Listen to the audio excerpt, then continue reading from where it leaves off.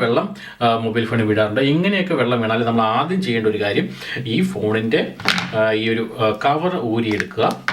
അതിനുശേഷം ചിലപ്പം ഈ ഫോണിൻ്റെ അകത്തും പുറത്തും ഒക്കെ ആയിട്ട് വെള്ളം ഉണ്ടാകാം. അപ്പം പുറത്തുള്ള വെള്ളമാണെങ്കിൽ നമുക്ക് ഒരുപാട് വെള്ളം ഉണ്ടെങ്കിൽ അത് ജസ്റ്റ് ഇതുപോലെ ജസ്റ്റ് ഒന്ന് പെട്ടെന്ന് തന്നെ ഒന്ന് നമുക്ക് വൈപ്പ് ചെയ്തെടുക്കാം. കാരണം വെച്ചാൽ മൊബൈൽ ഫോണിൻ്റെ ഈ ഒരു പ്ലഗിൻ്റെ ഈ പോർഷനിൽ കൂടെയൊക്കെ വെള്ളം അകത്തേക്ക് കയറി പോയി കഴിഞ്ഞാൽ 100% മൊബൈൽ കേടായി പോകും. അപ്പോൾ അങ്ങനെ വരാതിരിക്കാൻ വേണ്ടി നമുക്ക് ഇത് ജസ്റ്റ് ഒന്ന് തൂർത്ത ശേഷം ഇതുപോലെ ഒരു ബോക്സിലേക്ക് ഇട്ട ശേഷം ഒരു 4-5 സിലിക്ക ജെല്ല് ഇതുപോലെ നമുക്കിടാം. ഇങ്ങനെ ഇട്ട് കഴിഞ്ഞാൽ ഇതിൻ്റെ ഗുണം എന്താണെന്ന് വെച്ചാൽ മൊബൈൽ ഫോണിൻ്റെ പുറത്തും അകത്തുമുള്ള എല്ലാ തരത്തിലുള്ള വെള്ളവും ആ ജലാംശവും ഇതെല്ലാം ഈ സിലിക്ക ജെല്ലിൻ്റെ പാക്കറ്റ് വലിച്ചെടുക്കും. ഏകദേശം 4-5 മണിക്കൂർ ഇതേപോലെ തന്നെ ഒന്ന് സൂക്ഷിച്ച് വെക്കുക. അപ്പോൾ ഇങ്ങനെ ചെയ്യുന്നതിന് മുമ്പ് നമ്മൾ തുടക്കുന്നതിന് മുമ്പ് ഏറ്റവും ഇമ്പോർട്ടൻ്റ് ആയി ചെയ്യേണ്ട ഒരു ആദ്യത്തെ ഒരു കാര്യം ഉണ്ടായിരുന്നു, ഞാനത് പറയാൻ വിട്ടുപോയി. ആദ്യം തന്നെ മൊബൈൽ കംപ്ലീറ്റ് ആയിട്ട് സ്വിച്ച് ഓഫ് ചെയ്യണം. അതിനുശേഷം മാത്രം ഇതുപോലെ